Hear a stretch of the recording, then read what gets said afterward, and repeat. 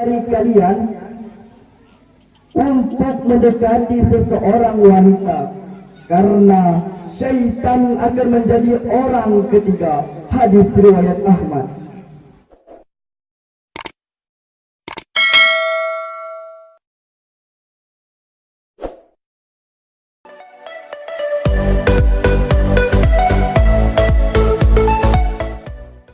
Assalamualaikum ya akhi ya ukhti, Assalamualaikum ya akhi ya ukhti, hada basya ila bahdan wala ansa ahmilu arriban, idha kuntum ummat Muhammad ajibu salami bin nasya.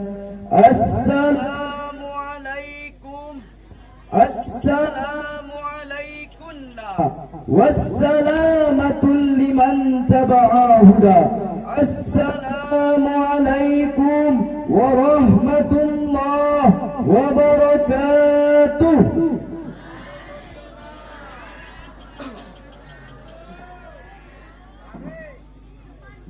Alhamdulillah, alhamdulillahilladzi allafa baina qulubina.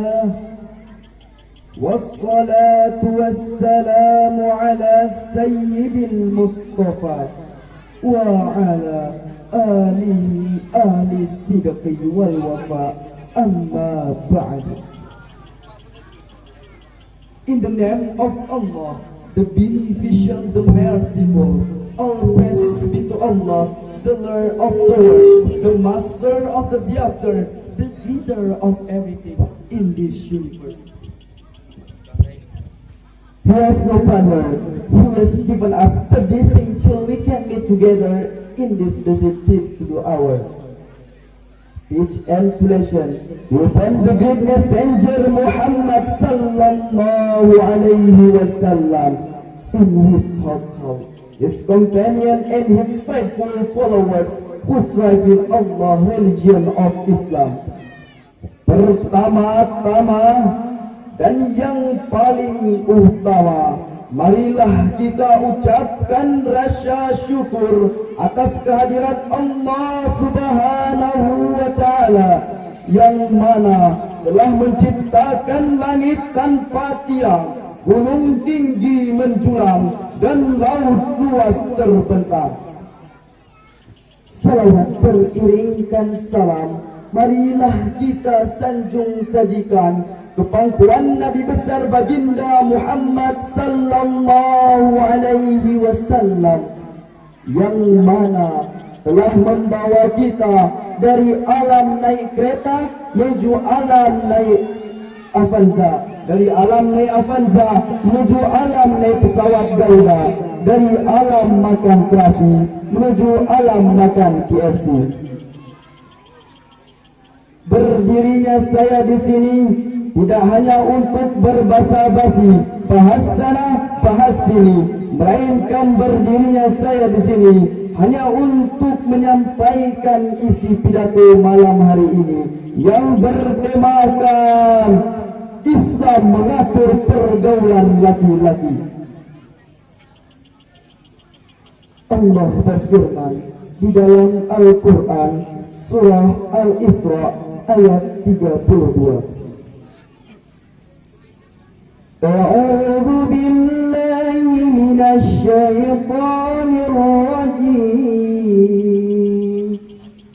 Bismillahirrahmanirrahim.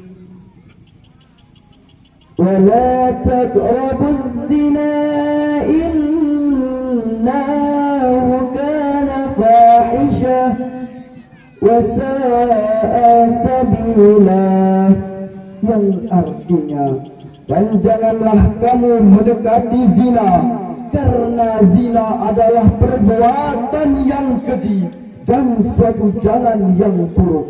Surah Al-Isra ayat 32. Dalam pergaulan antara pria dan wanita, Islam mengatur agar tidak untuk berzina, juga perbuatan-perbuatan yang mendekati zina.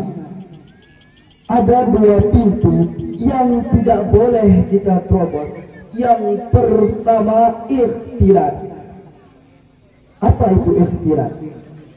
Ikhtilat adalah pergaulan antara pria dan wanita yang melampaui batas. Yang kedua, khulwat. Khulwat adalah hubungan antara pria dan wanita yang bukan mahram. Hadirin hadirat, Rasulullah sallallahu alaihi wasallam bersabda, janganlah salah seorang dari kalian untuk mendekati seseorang wanita, karena syaitan akan menjadi orang ketiga. Hadis riwayat Ahmad. Hadirin hadirat, jika ingin dicintai oleh Allah, ikutilah jejak Rasulullah. Jadikan dia sebagai contoh. Beriman dengan kokoh, tidak mudah roboh, berfikir kadar bodoh, bertindak tidak ceroboh, dalam pergaulan buruk tidak mudah jatuh. Kalau diajak khulwat ke sini ke sana, dah gitulah. Oleh karena itu, mari kita jaga pergaulan. Dan untuk bapak-bapak dan ibu-ibu, agar anaknya dijauhkan dari zina, maka masukkanlah ke pesantren. Mungkin sampai di sini sajalah pidato saya malam ini. Apabila ada kesalahan, mohon dimaafkan. Unzur ma qala wala tanzur man qala. Wabillahi taufiq wal hidayah wal ridha wal inayah. Wassalamu alaikum warahmatullahi wabarakatuh.